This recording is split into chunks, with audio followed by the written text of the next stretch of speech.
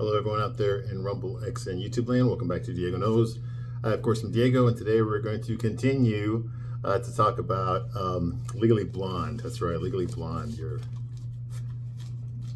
basically a Barbie movie before the Barbie movie came out. All right, Reese Witherspoon's probably her most famous performance, I would think. Reese Witherspoon was very much the it girl at the time in 2001, coming off the 90s, where she was the relatable teenage girl.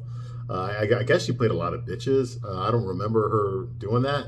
But then again, I didn't really follow Reese Witherspoon's career, so I don't really know. I always thought she was kind of weird looking, honestly. I mean, I know the media loved her. You know, I mean, she was on all these ads and she was promoted everywhere, all the talk shows, you know, and the shit like that. You know, her publicity machine was in full gear back then. She would always show up on MTV or something and be interviewed and all that sorts of crap, okay? Because a lot of girls related to her, okay? A lot of girls related to her. Okay, she was pretty, but she wasn't super pretty. She wasn't sexy. Okay, she wasn't sexy. Okay, so a lot of women related to that. Okay, like yeah, I'm average looking, but you know, as long as every other girl in the movie with me is average or below average looking, that makes me look better. So, you know, I can live in my fucking bullshit fantasy world where I'm the hottest thing in the world and every fucking high value guy wants to fuck me and be with me and fall in love with me and support me. Get the fuck out of here, all right, with that bullshit, all right? But that's the chick flick industry, okay? That's what it's about. That's what it's about, all right? And Reese Witherspoon was the avatar for that, okay? For a lot of women, a lot of young women in the 90s and 2000s. Reese Witherspoon was the it girl. Okay, okay, there's two types of women in Hollywood, okay? And in real life too. There's the type of women that women want to be like, and then there's the type of women that men want to be with. These are usually not the same women. That's the difference, okay? Reese Witherspoon falls in the former category, not the latter, okay? Reese Witherspoon is a wet dream for a lot of girls on what they want to do with their career. You know, when they get older, they want to be a professional, this, and this. They want a romantic love story. You know, they want all this crap. They want to live in a big, beautiful house and all this kind of fucking shit, okay, that you, in real life, you actually have to work for, okay? You know, that's what Reese Witherspoon represents, okay? She represents this feminist, you know, strong mom with a career, boss bitch, you know, and if you want to be like that too, you need to watch her movies so you can understand how to do it, okay? Now, Reese Witherspoon is a boss bitch in real life, okay? I don't know how much happiness that's granted her. I know she has a lot of money, but I also know that she divorced her second husband already. I'm sure he's going to get some good palimony out of that. That's my favorite word, by the way. Palimony. It just sounds so beautiful. It's even better when you look it up and find out what it means. All right, palimony. It's just like palimony. You know, if I have another kid, I'll just name him Palimony. That's a great fucking word. Okay, but yeah, so she's made a lot of money. She's a very successful woman. She still acts, obviously. I think she's got some shows on Netflix. She was on some fucking show with Nicole Kidman. I don't fucking know. I don't watch that shit. Okay, but I know she cheats on her husband in it and she's applauded for it, you know, which is typical for these fucking Netflix shows, female-centric Netflix shows. Although the guy shows, they're not allowed to cheat on their wives because that's sexist. But it's a good thing when the females cheat on their husbands because that's empowerment. See the difference? All right. And Reese Witherspoon is definitely part of that. She's definitely part of that. Okay. So anyway, but we're going back in time here. Okay, the only movies I've seen her do before this one, I saw Fear, which was like a teeny bopper movie. It was like a erotic thriller, but for teenagers. Okay, it was with Marky Mark, you know, Mark Wahlberg, Marky Mark, yeah. William Peterson, you know, from CSI, he played the dad. Okay, Marky Mark's this like psycho boyfriend, loser. Okay, he falls in love with Reese Witherspoon. They fuck a lot and stuff, and then she starts realizing that he's not as nice as he seems, and he even fucks her best friend, Alyssa Milano, and then she claims that she was Me Too'd, and you know, all that kind of shit. Anyway, he goes crazy when she breaks up with him, so he tries to stalk her and kill her family. Also, yeah, it's one of those movies. Okay, the psycho boyfriend. All right, I remember that movie. I actually saw that movie. I don't know why I think I was on a date when I saw it, or whatever. That was in the 90s, and then of course, Cruel Intentions came out. I was already in the Marines when that came out. All right, but I did watch it, you know, with my bunch of Marine Corps buddies. We watched Cruel Intentions, okay? And we thought she was okay in that. She played the good girl in that, and Sarah Michelle Gellar played the bad girl. And her, Reese Witherspoon's future husband, Ryan Phillippe, played the bad boy, Sebastian. Yeah, I remember his name. And then Selma Blair was in that too. who's also in this. I guess they already worked together in that movie. Here's another fucking '90s teeny bopper fucking movie. The typical cast. The Miramax type thing. You got your fucking Freddie Prinze Jr. Sarah Michelle Gellar. It's the usual fucking idiots. The American Pie crowd. Were popping in each other's movies during all the fucking '90s. You got She's All That, American Pie. Okay. There's all sorts of fucking stupid ass teenage rom-coms. I remember there was one, Down to You, that was with Freddie Prinze Jr. and Julia Stiles, who was a thing back then. I think, 10 Things I Hate About You, all that fucking shit, all those actors appeared in each other's movies and shit during this time. So to me, it's all a fucking smorgasbord mix of all that fucking bullshit, okay? I Know Who You Did Last Summer and all the fucking sequels, all that kind of shit just fucking blended into each other for me back then, okay? There was so much of that shit going on. The Scream movies, they're all from the same generation, and she's just, we're one of them. Reese Witherspoon just one of the many that was in that generation. Okay, so I always get confused with her and the other characters, but Cruel Intentions was one of those movies. All right, it's actually a remake of Dangerous Liaisons, but like a modern day version of it. Okay, so I remember her from that, and that's it. I know she did some other stuff like Election, and I know she did a lot of the rom-coms. I think the next time I saw her again was in, I do believe I saw Sweet Home Alabama. I might have to review that one, because there was a couple of good things in that movie, but for the most part, that movie was fucking dog shit, just like this one.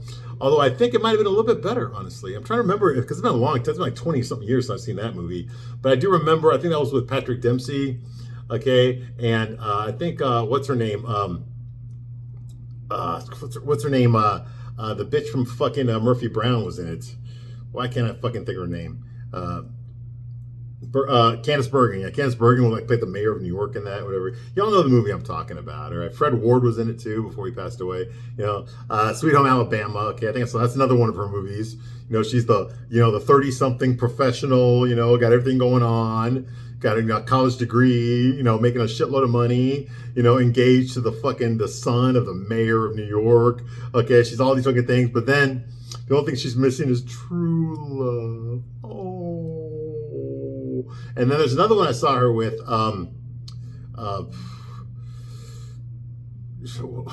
what the fuck? It's with Mark Ruffalo, okay, and her in it, and she plays, God, I had this movie too. It's been like 10 years since I've seen it, but it's her and Mark Ruffalo. Y'all know the movie I'm talking about, where she gets into she has a near death accident or whatever, and then her spirit is haunting her apartment, which has been sublet to fucking Mark Ruffalo's character. So she's basically haunting him, even though she's not dead. Her physical body's in a coma back at the hospital, but she's a spirit, and she's haunting him, and all the kind of shit.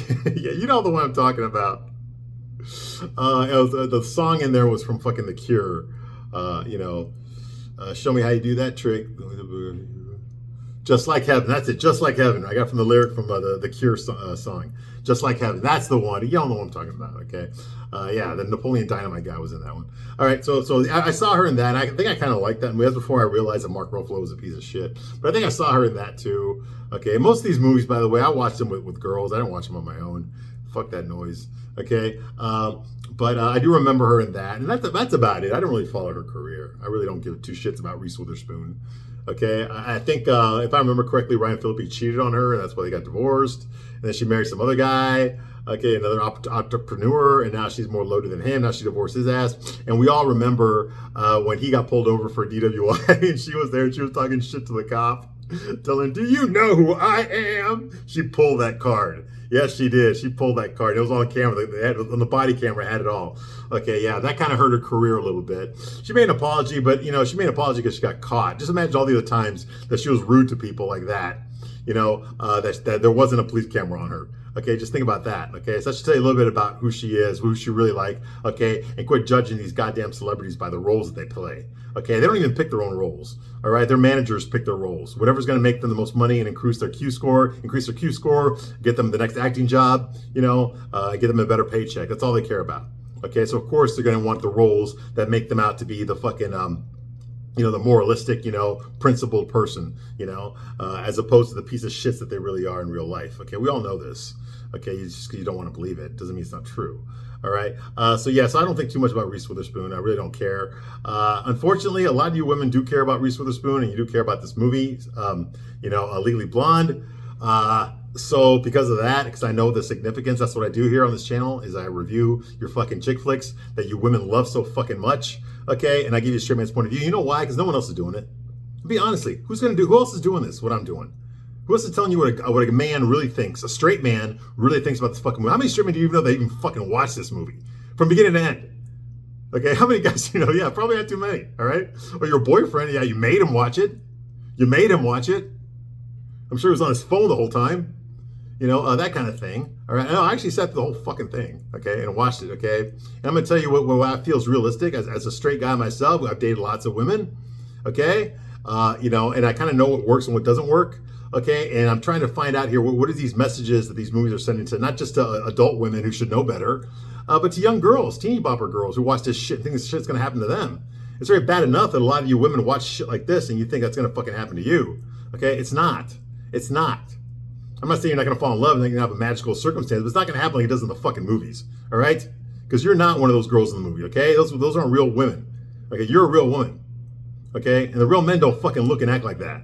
And that's the honest to God truth, okay? You want to know why you keep getting disappointed? Because you keep trying to fucking see these Prince Charmings that you see in these goddamn fucking rom-coms, and you try to find a guy who looks like that, acts like that, you'll fall in love with him, then you realize that he's fucking 10 other women behind your fucking back, and you're not even close to being one of the better looking ones, okay? You're just an off day for him. Okay, and so what do you do with that knowledge? Knowing where you really belong on the sexual market value scale, you take it out on men. Men are all assholes, men are all pieces of shit. No, you're just dating pieces of shit because you're dating the same guys that all the other women are dating. The majority of guys you won't even look at. And that's the truth. I'm sorry, it's the fucking truth. You know, women date up, they don't date down. Women don't want to date a guy that's fucking, that makes less money than them. Now, some of you out there are going to be like, oh, my husband makes, okay, oh, no, fuck you. Fuck you, okay? Okay, that's not for the most of you women out there, that's not the situation. Okay, that's not the situation. Okay, you date guys that have more resources, make more money than you, more popular than you,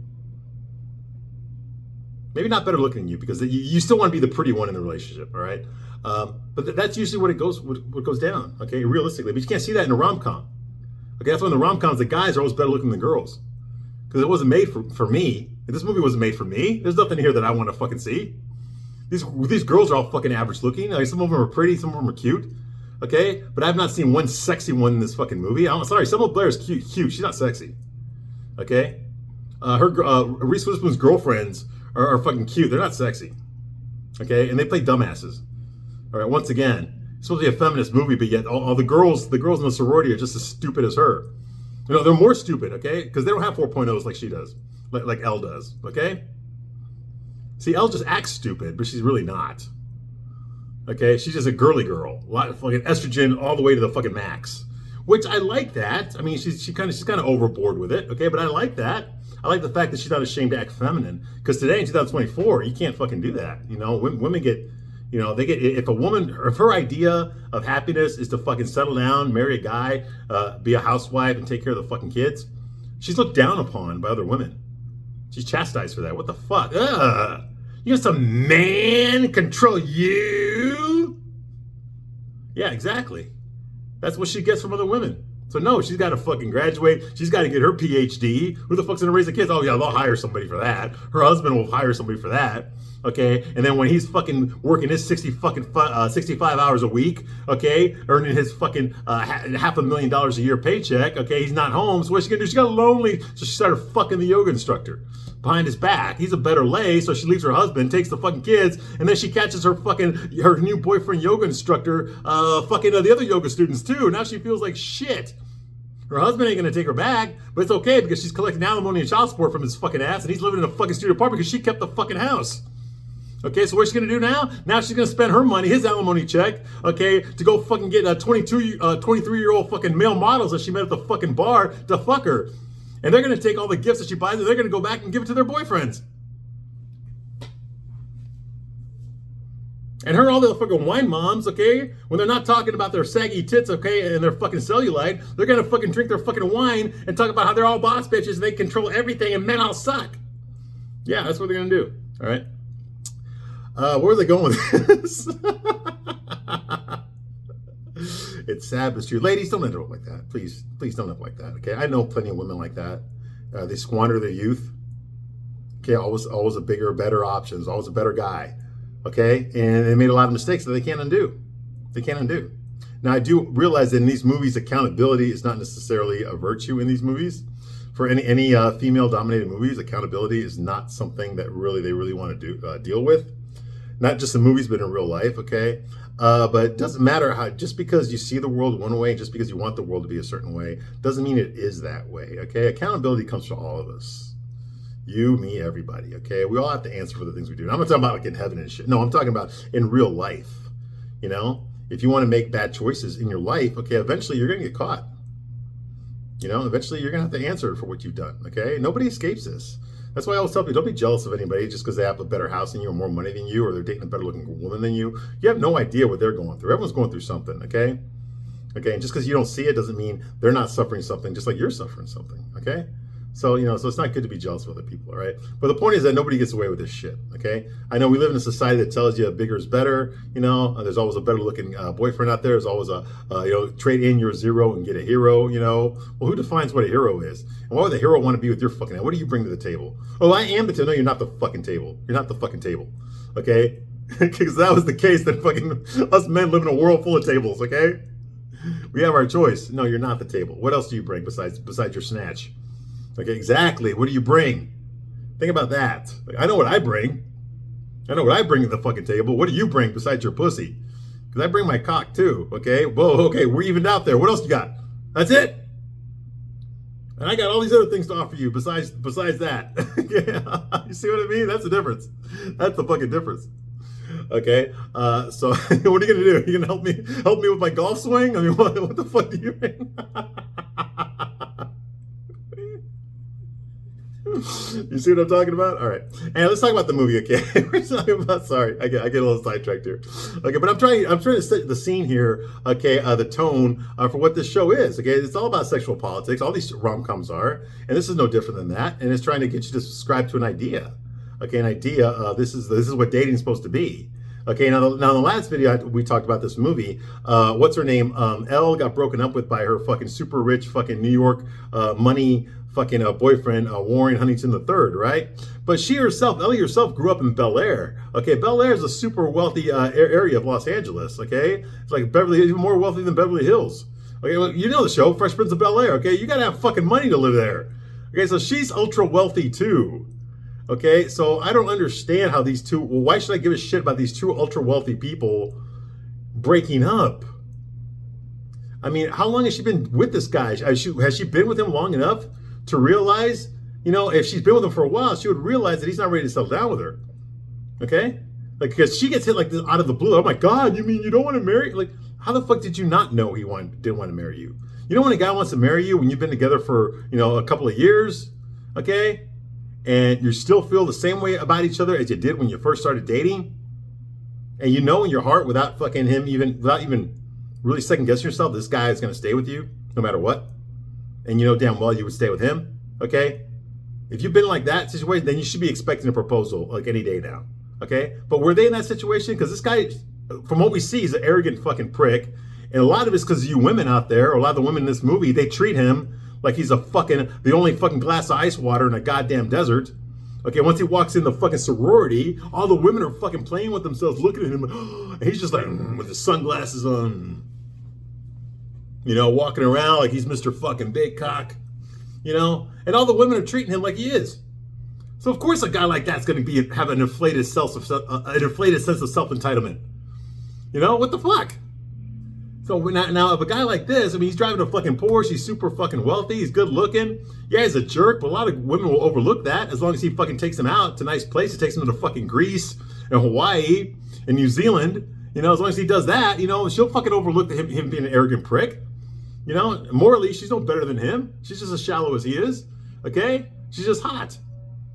Okay, so why would this guy fall in love with Ellie? That makes no sense. He's embarrassed by her. He's embarrassed by her. He's ashamed to be seen in public with her because she's just whining like like she did in the fucking restaurant. That's embarrassing. That's embarrassing. Why would he be in a relationship with a woman like that? And why would Ellie, who's actually not stupid, she's actually really smart, why would she think that he would want to settle down with her? When she goddamn well knows that she should know that he's embarrassed by her. This makes no sense. This is a shortcut. This is lazy writing. Lazy writing. I can't believe we're supposed to believe they succeed at communicating that he's an asshole, he's a jerk, but they don't succeed in communicating why she would have fallen in love with him in the first place. We've never seen him act nice. We've never seen him act like a romantic lead. We've never seen him act like a guy who's at least pretending to fall in love with her and being good at it, and we never see her fall for that. She's automatically in love with him at the very beginning of the fucking movie. She's crazy about him. She can't wait for him to propose, and then we finally meet him. He's an asshole. And we expect us to believe that she didn't know he was an asshole until that date, that night? Get the fuck out of here. Doesn't make any fucking sense. All right, so moving right along. Ellie's depressed because he broke up with her instead of proposing to her. So now she's doing the typical girl thing, eating her fucking chocolate bonbons, stuffing her fucking face, making her ass fatter, and less attractive, and watching fucking rom-coms. Okay, you girls really do that shit? I don't know. I know what I do when a girl dumps me and I'm all depressed. You know what I do? I go get fucking laid. That's what I do. That helps me out. And then I hang out with my guy friends, all right? And we go out together. You know what we do? We go out to get laid. I know you're not supposed to do that. And you're not going to see a fucking rom-com where the guy actually does that.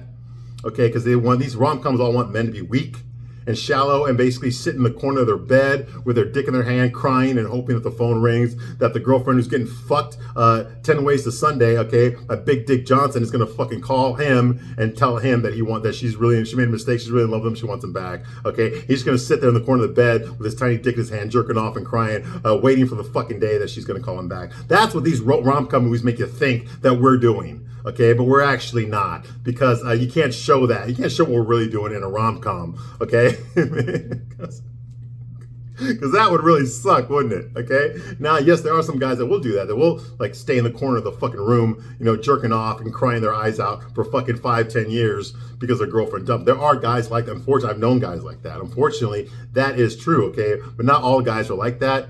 And I like to think that most of us guys are not like that. I'm definitely not like that. Okay. Yes, I've been depressed like any other human being. Okay, but it's my responsibility to get over it, to work through that and get over it. Okay, and the best way to get over it is by acting like a man. Okay, so this girl left me. Okay, let's go get laid. Fuck it, go get laid. That'll make you feel better, and it does. It works. It makes you feel a lot better. It does make you feel a lot better. Okay, that's what I would do. But you're not gonna see that in a fucking rom-com because you can't. Only the women are allowed to do that, not the guys. All right. So anyway, so she's crying, stuffing her face, stuffing her fat ass with these fucking chocolate bonbons. Okay, her idiot fucking sorority sisters are there. Okay, and if they decide, well, what's gonna make them feel better if they go get manicures and pedicures? Yeah.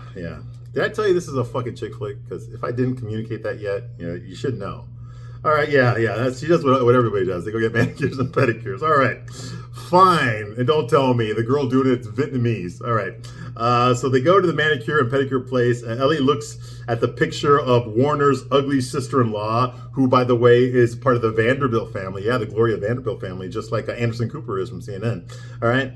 Okay, so she's sitting there. She picks up a magazine, and of course, there's her fucking her ex-boyfriend's fucking brother there with his engagement photo with a Vanderbilt, okay? All right, who's ugly as fuck, by the way. And she decides that she needs to become a law student because that's why he broke up with her. He broke up with her because he's going to Harvard. And he says, I'm going to be a senator before I'm 30, and I need to be with a Jackie, okay, not a Marilyn, okay? And he considers Ellie a Marilyn, which I'm going to take offense to that.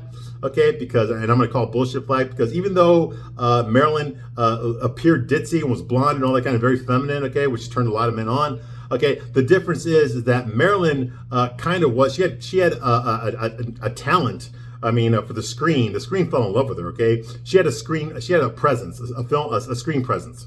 Most definitely. And the ditzy blonde character that she created, along with her makeup and the way she moved her hips and the voice and the hair and all that kind of stuff, was a very successful trope in Hollywood. Been imitated all the time since then, okay? She was a genius when it came to her performance, okay? But she was kind of a dumbass in her personal life especially, okay? Now, you can blame all you want on the sexual abuse that she went through, the traumatic childhood, her brother was crippled and died very young, her biological mom was a fucking piece of crap. She never knew her biological father. You can go through all that stuff and blame all of them for Marilyn being a fucking psycho case. But the point is that she was a psycho and she did nothing about it. She just self-medicated.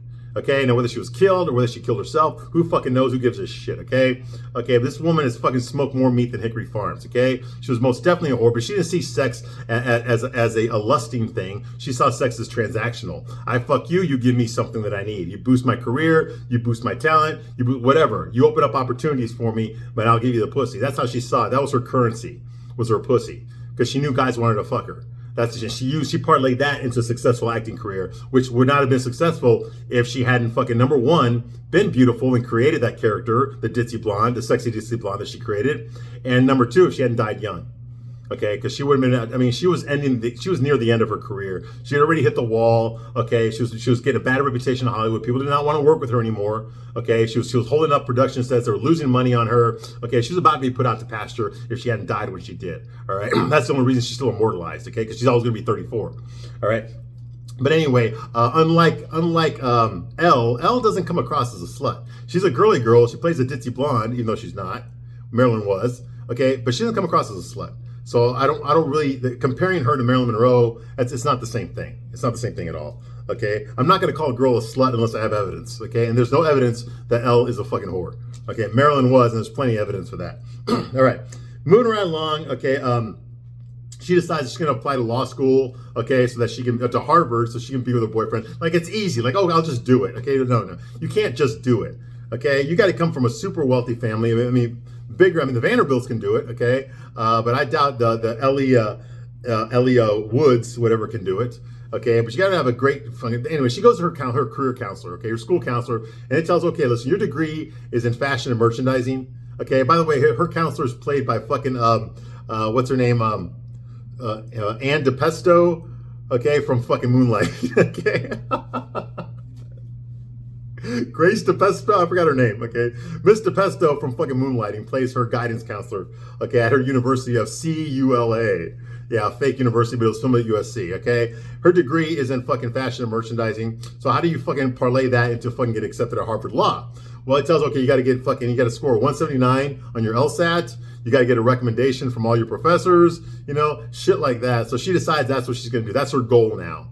Okay, she's going to get into fucking Harvard so she can be with her fucking piece of shit boyfriend, Warren Huntington III, and get him back.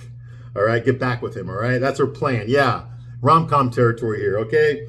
Elle's parents do not approve of her going to Harvard, okay? By the way, Elle's dad is played by this actor named James Reed, who, if you remember, I remembered him as soon as I saw him because I recently saw the movie. You ever saw North and the South? It came out in the 80s. That was a made-for-TV miniseries about the Civil War. Okay, that starred James Reed. He played this guy named George Hazard, who was from the North, a rich family from the North. Okay, he was part on the Union side. And his best friend was Ori Main, who was played by the late, great Patrick Swayze. Okay, and he came from a fucking slave-owning ranch. Okay, I think it was in Jersey or Georgia. Okay, whatever it was. Okay, so he's a Southerner. He fought for the Confederate side. Okay, and they were best friends. They both go to fucking they both go to West Point together, okay? Anyway, that's where I recognize the actor, James Reed, okay? He played George Hazard in North and the South. For those of you that are old enough, you remember that miniseries. I have it on DVD. I watched it recently, actually, a few months ago. I watched it again, because I'm a fan of the fucking history and stuff, okay? And I was in the military, so I studied the Civil War. But yeah, I recognized him. He's a very small part, but he plays Ellie's dad. And she's in the swimming pool at their luxurious house in Bel Air. And he tells her, and his mom, her mom's in agreement with this, that, law school is for people that are boring, ugly, with his martini in his hand. Law school is for people that are boring, ugly, and serious. None of those things apply to you. And so here's the feminism shit. Oh, you're a woman, so you can't do it. Fucking, that's always the villain in these fucking movies, is that fucking chauvinistic, misogynistic attitude that women can't do it because they're women and only men can do it. Get the fuck out of here. You know what women cannot do? They can't be fucking Secret Service people and protect the goddamn fucking president. That's what women can't do. Okay, they can be lawyers. Get the fuck out of here with that noise. All right? Anyway. So that's the real villain of this movie, is the patriarchy, and that's always the villain in all these rom-coms. It's always the men and their attitudes are always a real villain. If they're not licking your asshole, then they're fucking being misogynistic. All right, that's basically what it comes down to in all these fucking rom-coms. All right, In case you didn't know. Okay, so dad, so anyways, that's going on here. So they don't approve of her going to law school, okay, much less Harvard. So, like I said, Agnes de Pesto tells her what she needs to do, blah, blah, blah. Her ditzy friends at the sorority, also, they don't approve of her going to law school either, okay? But since she's going to do it regardless of their approval or not, they give her a fucking lucky scrunchie. A lucky scrunchie. Now, here's some more feminism for you, okay? Her friend, her ditzy friend that gave that to her said, hey, this scrunchie, I was wearing this scrunchie when I aced my my philosophy exam. So now I'm giving it to you. It's good luck. And she says, you passed your philosophy exam because you did a lap dance for the professor. She's like, yeah, but I was wearing the scrunchie when I did it.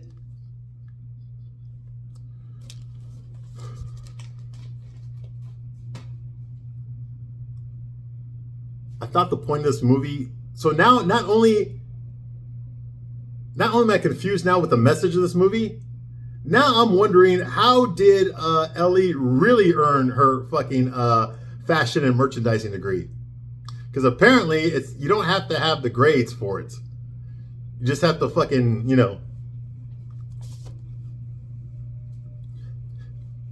do some of that, and you get to pass your classes at CULA University.